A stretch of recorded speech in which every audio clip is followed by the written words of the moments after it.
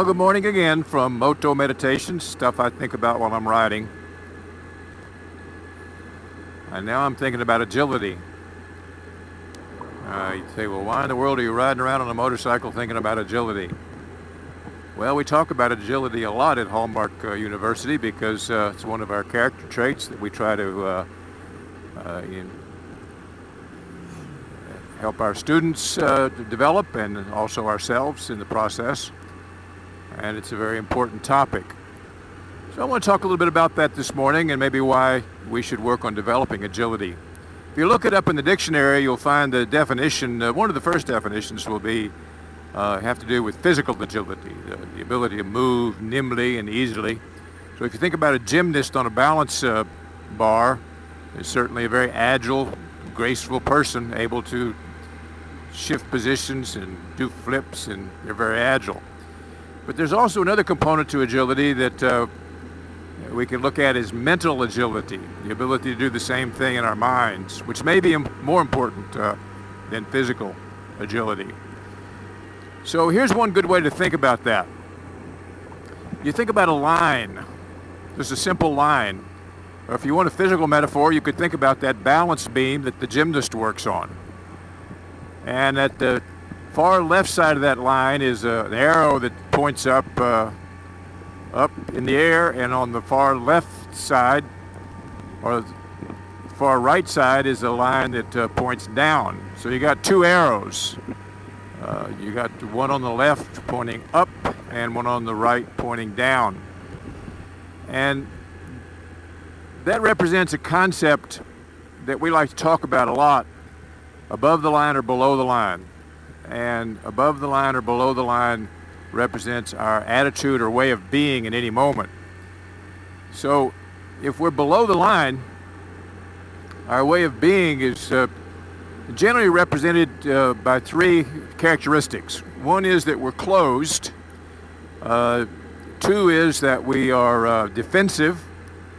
And three is that we're committed to being right. And on the left side, above the line, is characterized by three different ways of being. If we're above the line, we're open, we're curious, and we're committed to learning. Now, the fact is that just by virtue of being a human, we're below the line most of the time because we're wired to be below the line. We're wired basically to be defensive. We're wired to want to be right.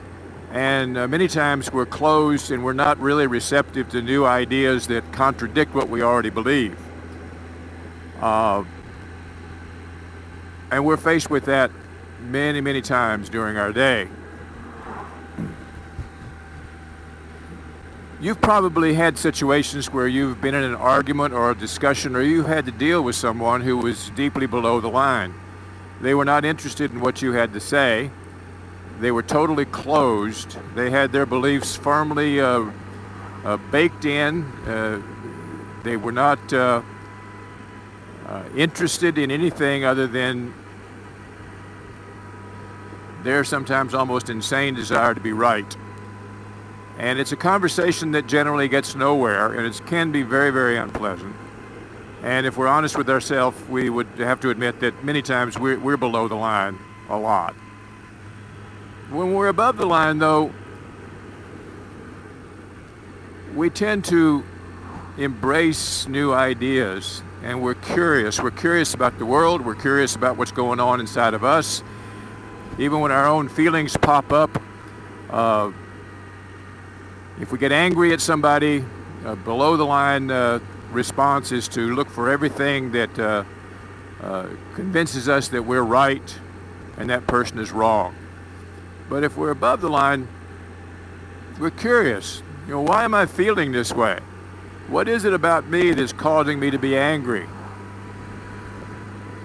Curiosity is such a wonderful thing. And unfortunately, we lose a lot of that curiosity as we grow up. So I kind of like to think of it as being on that balance bar. It's a lot harder to be on the balance bar than it is to be below it sitting down on the ground. It's a lot harder, but it's more fun up there. The world is better up there.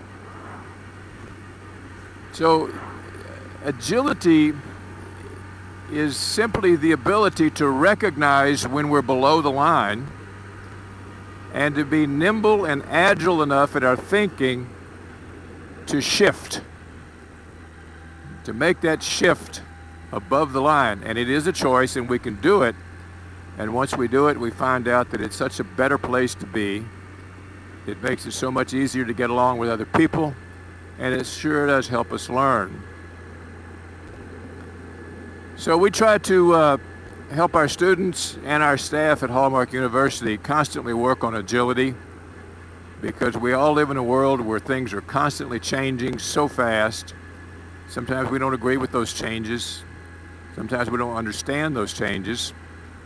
And we become victims of our own emotions. We get angry, we get frustrated, and without the self-awareness to know that we're below the line, we just dig ourselves in deeper and deeper and deeper in this sometimes futile effort to be right and to make the other person wrong.